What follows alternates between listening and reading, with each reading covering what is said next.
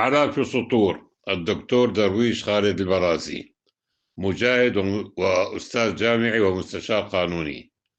هو درويش ابن خالداغ الدرويش البرازي من مواليد حماة 1907.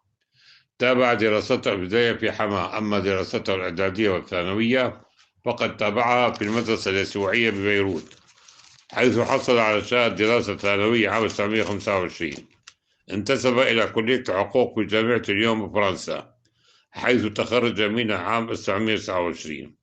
حصل على شهادة دكتوراه في القانون الدولي من جامعة السوربون في باريس عام 1933، وكان عنوان أطروحة الدكتوراه التي تقدم بها هي تأثير اكتشاف النفط في العالم العربي على الاقتصاد العالمي. وهنا لابد لي من ذكر الحادثة التالية، وهي أنه في إحدى جلساتي معه في أواخر الستينات القرن الماضي سألته لماذا اختار هذا العنوان للأطروحة، مع أن التنقيب عن النفط في السعودية كان حينها في بداياته ولم يكن معروفا الجدوى عن التنقيب. فأجابني بلغة المستنشر في آفاق المستقبل حينها بأن التنقيب عن النفط سينجح بعد أن رفضت بريطانيا طلب الملك عبد العزيز بالتنقيب عن النفط، بما جعل الملك يتجه نحو أمريكا التي قامت وما زالت بالتنقيب والحفر. يومها قال لي بأنني من يومها أيقنت بأن النفط سيستخرج في البلاد العربية وسيكون له تأثير كبير في الكون، وهذا ما حصل فعلا. انتسب إلى نقابة المحامين في الجمهورية العربية السورية، يتقن اللغتين الفرنسية والإنجليزية إلى جانب اللغة العربية. أصبح معيدا في الجامعة اليسوعية بيروت، حيث كان يدرس مادة القانون الدولي.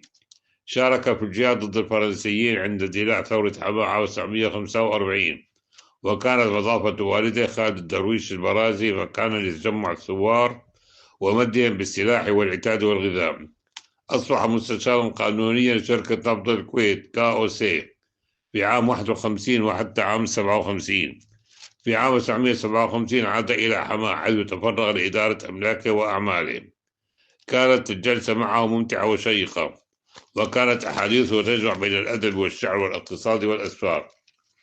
بعد هزيمة عام 1967 كتب مقالة في جريدة فيغارو الفرنسية بعنوان لو ليون كونتر موا مي اون أوتريش à la guerre، أي أسد علي وفي الحروب نعمة، وهو بيت الشعر المشهور للشاعر الأموي عمر بن قحطان.